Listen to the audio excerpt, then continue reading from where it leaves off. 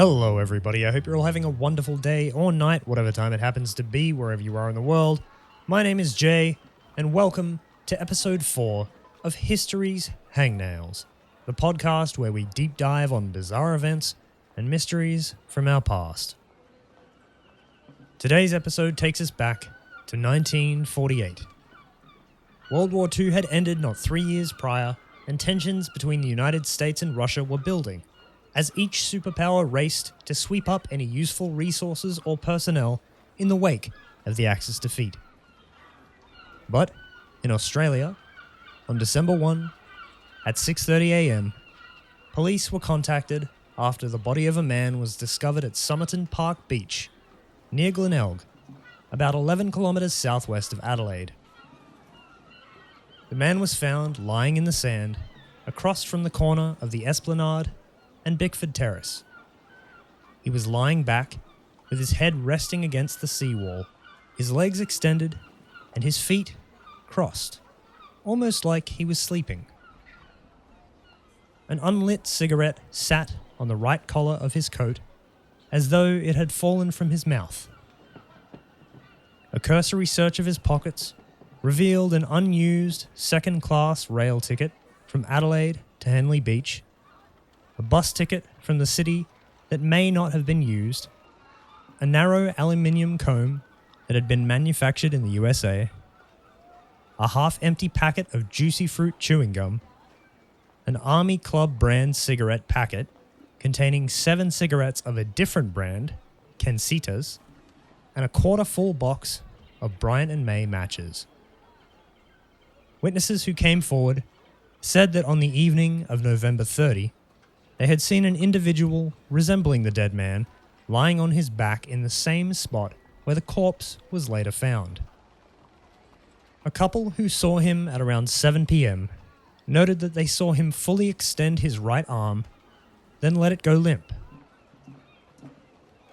Another couple, who saw him between 7:30 and 8 p.m, during which time the streetlights had come on, recounted that they did not see him move during the half hour in which he was in view, although they did have the impression that his position had changed out of eyesight.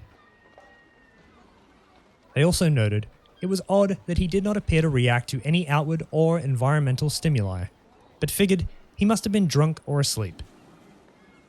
In 1949, another witness came forward and reported to the police that he and 3 others had seen a well-dressed man carrying another man on his shoulders along Somerton Park Beach the night before the body was found. The report was made by Detective Don O'Doherty. According to pathologist John Burton Cleland, the man was of, quote, Britisher appearance, and thought to be about 40 to 45 years of age. He was 180 centimeters tall, with greyish eyes, fair to ginger-coloured hair, with slight greying around the temples, broad shoulders, and a narrow waist. His hands and nails showed no signs of manual labour, and his big and little toes met in a wedge shape, like those of a dancer or someone who wore pointed-toed boots. His calf muscles were also highly pronounced, consistent with people who performed ballet or regularly wore boots or shoes with high heels. He wore a white shirt, a red, white and blue tie, brown trousers, socks and shoes, a brown knitted pullover, and a fashionable grey and brown double-breasted jacket, reportedly of American tailoring. Any labels on his clothing had been removed. He wore no hat, unusual for the time period, and his wallet was missing. He was clean-shaven and carried no identification, which led police to believe he had committed suicide. Finally, his dental records were not able to be matched to any known person, though the pathologist did conduct an autopsy and concluded the time of death to be around 2 a.m. on December 1. The results of the autopsy were as follows. The heart was of normal size, normal in every way. Small vessels, not commonly observed in the brain, were easily discernible with congestion. There was congestion of the pharynx, the part of the throat behind the mouth and nasal cavity, and the gullet, or esophagus, was covered with whitening of superficial layers of the mucosa, mucous membrane that lines many of our organs, with a patch of ulceration in the middle. The stomach was deeply congested, and there was congestion in the second half of the duodenum, the first section of the small intestine. There was blood mixed with the food in the stomach. Both kidneys were congested, and the liver contained a great excess of blood in its vessels. The spleen was strikingly large, about 3 times the normal size. Revealed under the microscope, there was destruction of the center of the liver lobules, small clear anatomical divisions or extensions of an organ, acute gastritis hemorrhage, inflammation of the lining of the stomach, extensive congestion of the liver and spleen, and congestion in the brain. The autopsy also showed that the man's last meal was a pasty, eaten about 3 to 4 hours prior to his death, but tests failed to reveal any foreign substance in the body. Pathologist Dr. Dwyer concluded, "I am quite convinced the death could not have been natural. The poison I suggested was a barbiturate, a class of depressant drugs chemically derived from barbituric acid that can be highly addictive, or a soluble hypnotic, soporific drugs commonly known as sleeping pills." Although poisoning remained a prime cause of death, the food in his stomach was not found to be the source. The coroner was unable to reach a conclusion as to the man's identity, cause of death, or whether the man seen alive at Somerton Beach on the evening of November 30 was the same man, as nobody had seen his face at the time. On December 10, 1948, the body was embalmed after the police were unable to positively identify the corpse. On January 14, 1949, staff at the Adelaide railway station discovered a brown suitcase with its label removed, which had been checked into the station cloakroom sometime after 11 a.m. on November 30, 1948. It was believed the suitcase was owned by the man found on the beach. In the case were a red checked dressing gown, a size 7 red felt pair of slippers, 4 pairs of underwear, pajamas, shaving items, a light brown pair of trousers with sand in the cuffs, an electrician's screwdriver, a table knife cut down to a short, sharp instrument, a pair of scissors with sharpened points, a small square of zinc, thought to have been used as a protective sheath for the knife and scissors, and a stenciling brush, as used by third officers on merchant ships for labeling cargo. Also in the suitcase was a thread card of Barber brand orange waxed thread of an unusual type not available in Australia, the same type used to repair the lining in a pocket of the trousers that the dead man was wearing. Though all identifiers on the clothing he was wearing had been removed, the police discovered the name T. Keane, spelled Keane, on a tie, Keane on a laundry bag, and Keane on a singlet, along with 3 dry cleaning marks numbered 1171/1, 4393/7, and 3053/7. Police believed that whoever removed the tags on the clothing the man wore either overlooked these 3 items or purposefully left the tags that read Keane on the clothing, knowing Keane was not the dead man's name. With wartime rationing still being enforced, clothing was difficult to acquire. Although it was very common practice to use name tags, it was also common when buying second-hand clothing to remove the tags of the previous owners. What struck police as unusual was that there were no spare socks found in the case, and no correspondence, although they did find pencils and unused letter stationery. A search concluded that no person named T. Keane was missing in any English-speaking country. A nationwide circulation of the dry cleaning marks also proved fruitless. All that could be gleaned from the suitcase was that the front gusset and feather stitching on a coat found in the case indicated it had been manufactured in the United States. The coat had not been imported, indicating the man had either visited America at some point or bought it from someone of similar size who had. Police checked incoming train records, believing the man to have arrived at the Adelaide railway station by overnight train from either Melbourne, Sydney, or Port Augusta. They speculated he had showered and shaved at the adjacent city baths, although no tickets for the baths were found with his body, before returning to the railway station to purchase a ticket for the 10:50 a.m. train to Henley Beach, which, for whatever reason, he did not board. Although named City Baths, the centre was not a public bathing facility, but rather a public swimming pool. The railway station bathing facilities were adjacent to the station cloakroom, which itself was adjacent to the station's southern exit onto North Terrace. The City Baths, on King William Street, were accessed from the station's northern exit via a laneway. There was no record of the station's bathroom facilities being unavailable on the day he arrived, making the speculation that he had left to attend a different bathing facility an odd conclusion.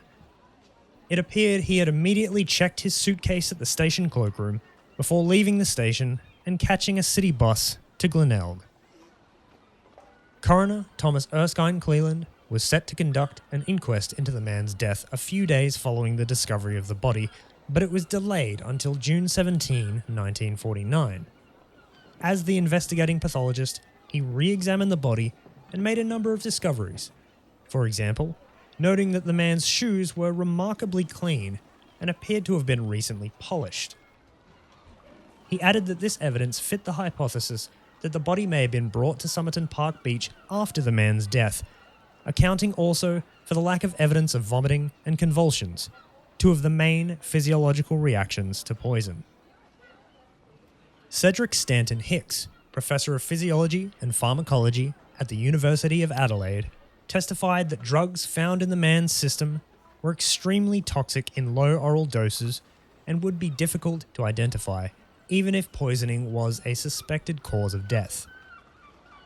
The first, digitalis, a medication used to treat various heart conditions that can cause cardiac arrhythmia when combined with certain other drugs, and a rise in potassium level connected with, though not the cause of, hyperkalemia, indicating a possibility of chronic kidney disease. The second and more dangerous of the two, according to Hicks, was identified as wabane, or arrow poison, from the French origin. It is also known as G-strophanthine, and is a toxic substance derived from the Aconcanthera schimperi and Strophanthus gratis plants, native to Eastern Africa. The Aconcanthera produces an edible fruit, though it can cause poisoning if eaten when not ripe, while the seeds of Strophanthus are used to derive natural heart failure medication. After the inquest had concluded, a plaster cast was made of the man's bust. The lack of success in determining the identity and cause of death had led authorities to call it an unparalleled mystery, and believed that these details might never be known for certain. Around the same time as the inquest, a tiny piece of rolled-up paper with the words "Tamam Shud" printed on it was found in a fob pocket sewn within the dead man's trouser pocket. Public library officials called in to translate the text identified it as a phrase meaning ended or finished, sourced from the last page of Rubaiyat of Omar Khayyam, the title given to Edward Fitzgerald's 1859 translation of a series of quatrains attributed to Omar Khayyam. Khayyam himself was a Persian polymath who lived during the 10th and 11th centuries, known for his contributions to mathematics, astronomy, philosophy, and poetry. The back of the paper was blank, and police conducted a countrywide search to find a copy of the book that had the same blank verso, even releasing a photograph of the scrap of paper to the press. Following a public appeal by police, a copy of the book from which the piece was torn was located. It was a 1941 edition published by Whitcomb and Toombs in Christchurch, New Zealand. Detective Sergeant Lionel Yan, who led the initial investigation, often protected the privacy of witnesses in public statements by using pseudonyms. He referred to the man who found the book by the pseudonym Ronald Francis, though he was never officially publicly identified. There is some uncertainty about the circumstances under which the book was found.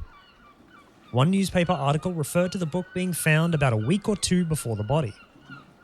Former South Australian police detective Jerry Feltis, who had dealt with the matter as a cold case, reports that the book was found just after the body.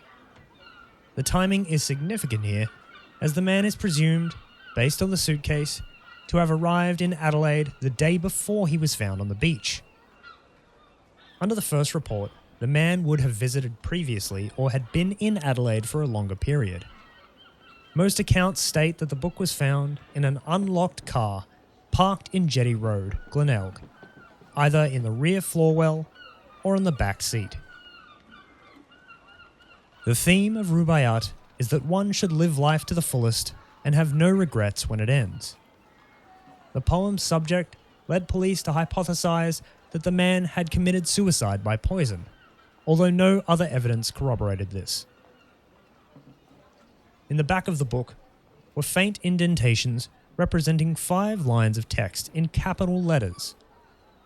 The second line and a single letter on a different line had been struck out, considered significant due to its similarities to the fourth line and the possibility that it represents an error in encryption, in addition to some of the letters being rather unclear. Initially, the letters were thought to be words in a foreign language before it was realized to be code. Experts were called in at the time to decipher the lines, but were unsuccessful. In 1978, following a request from ABC Television's journalist Stuart Littlemore, Department of Defense cryptographers analyzed the handwritten text. They reported that it would be impossible to provide a satisfactory answer and was possibly just the meaningless product of a disturbed mind. During the early 2000s, many suggestions were made as to the meaning of the code, including many amateurs and Detective Feltis himself, though little proof exists to support these suggestions. In 2014, an analysis by computational linguist John Railing strongly supported the hypothesis that the letters consist of the initials of some English text, but found no match for these in a large survey of literature, and concludes that the letters were likely written as a form of shorthand, not code, and that the original text can likely never be determined. Also found at the back of the book was a telephone number belonging to one Jessica Ellen Thompson, a nurse who lived in Mosley Street, Glenelg, about 400 metres north of where the body was found. When interviewed by police, Thompson said she did not know the dead man or why he would have her phone number and choose to visit her suburb on the night of his death. However, she also reported that at some time in late 1948, an unidentified man had attempted to visit her and asked a next-door neighbour about her. In his book on the case, Feltis stated that when he interviewed Thompson in 2002, he found her to be evasive, yet believed she knew the man's true identity. In 1949, Jessica Thompson requested that police not keep a permanent record of her name or release her details to third parties, as it would be embarrassing and harmful to her reputation to be linked to such a case. They agreed, a decision that delayed later investigations.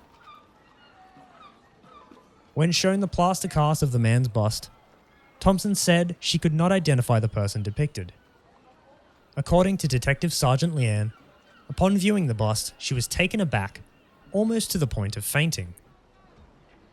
In an interview many years later, Paul Lawson, the technician who created the plaster cast, was present to see Thompson's reaction to viewing the bust, stating that after looking at it, she quickly turned away and would not look back.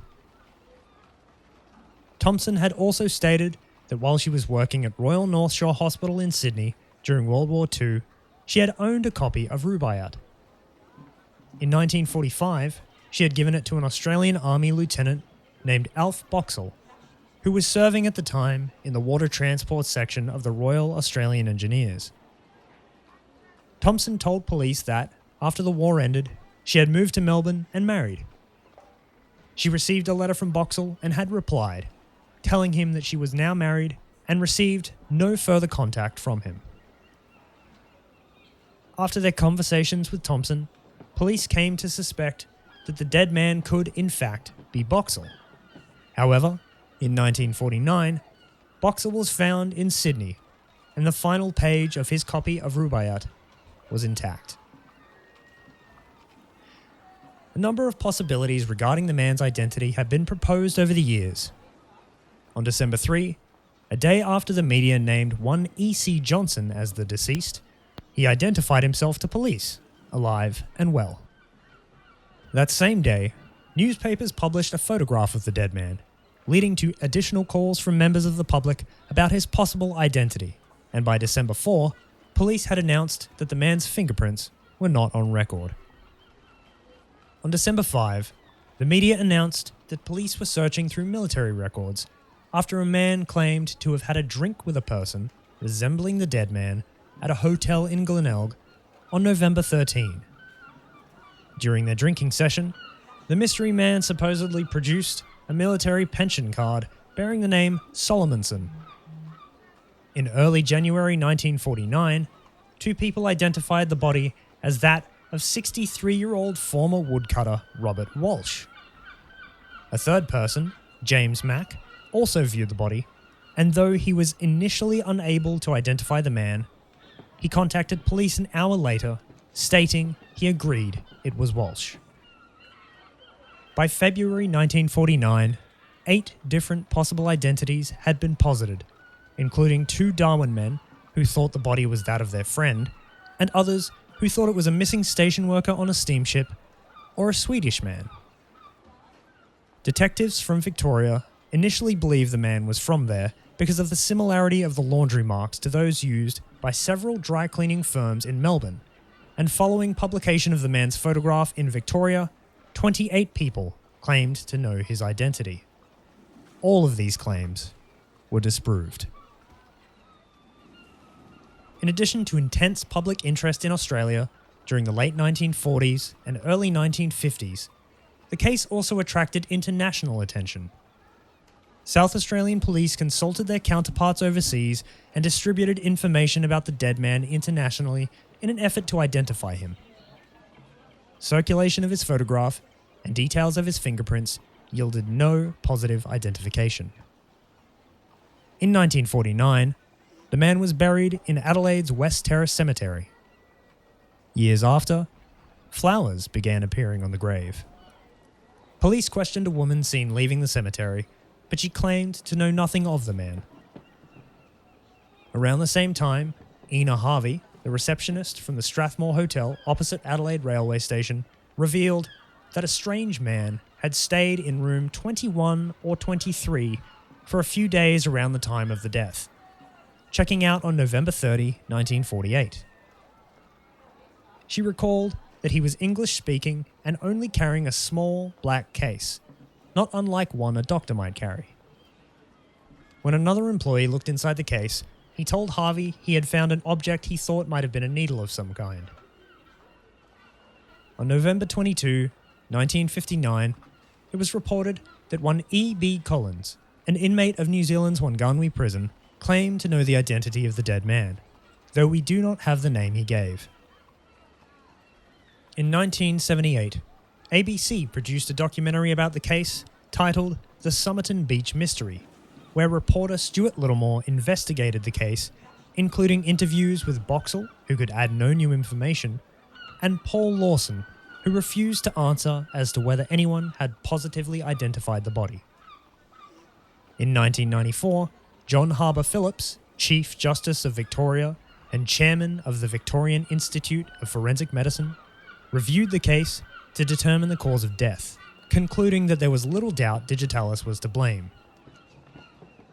He supported this conclusion by pointing out that the organs were engorged, the lack of evidence of natural disease, and the absence of anything else seen macroscopically which could account for his death.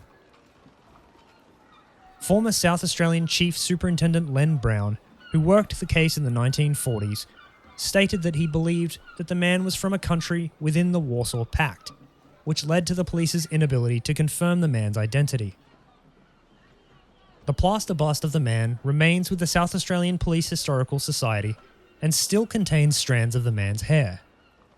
Any further attempts to identify the body have been hampered due to the embalming formaldehyde having destroyed much of the man's DNA and many of the other pieces of physical evidence no longer existing. There has been persistent speculation that the dead man was a spy, due to the circumstances and historical context of his death. At least 2 sites relatively close to Adelaide were of interest to international spies: the Radium Hill uranium mine and the Woomera test range. The man's death also coincided with a reorganisation of Australian security agencies, which would culminate the following year with the founding of the Australian Security Intelligence Organisation. This would be closely followed by a crackdown on Soviet espionage in Australia, which was revealed by intercepts of Soviet communications under the Venona Project, a US counterintelligence program initiated during World War II with the purpose of decrypting messages transmitted by Soviet intelligence agencies. In October 2019, Attorney General Vicky Chapman granted approval for exhumation of the man's body as part of operations to investigate historical unidentified remains in South Australia. On July 26, 2022, Professor Derek Abbott of the University of Adelaide announced that he and genealogist Colleen Fitzpatrick had identified the man as one Carl Charles Webb, an electrical engineer and instrument maker born on November 16, 1905 in Footscray, Melbourne. Several details supported this identification, including Carl's oldest sister being married to a man named Thomas Gerald Keane, possibly explaining the name tags on the clothing found in the man's suitcase. Abbott claimed the source of his DNA identification came from strands of hair found in the plaster cast of the man's bust. Through investigative genealogy, matches were found for descendants of 2 distant cousins of Webb, both on the paternal and maternal sides. Abbott and Fitzpatrick both believed that Carl had serious mental health issues and had attempted suicide in the past. This, in addition to losing several family members in a short span of time, could have caused him to spiral downwards and commit suicide by poisoning. None of Webb's still living relatives in 2022 had known him in person, and while there were initially no known pre-death photographs of Webb, further investigation uncovered his likely presence in a 1921 Swinburne University football team photograph. The image did not identify Webb directly, and in November of 2022, photographs of Webb were revealed that had been found in a family photo album from the 1920s. South Australian police have never verified these results. And that is the mystery of the Somerton Man, also known as the Tamam Shud case. Don't forget, I stream 4 days a week over at twitch.tv/jbawaki. You can also show your support and help out the podcast by heading to patreon.com/jbawaki and signing up for one of the member tiers listed. Make sure to keep a weather eye out for announcements regarding future episodes. @Hangnailspod is the official Twitter for the podcast, and all announcements will appear there. Thank you all for joining me. I hope you enjoyed the episode, and I'll see you next time.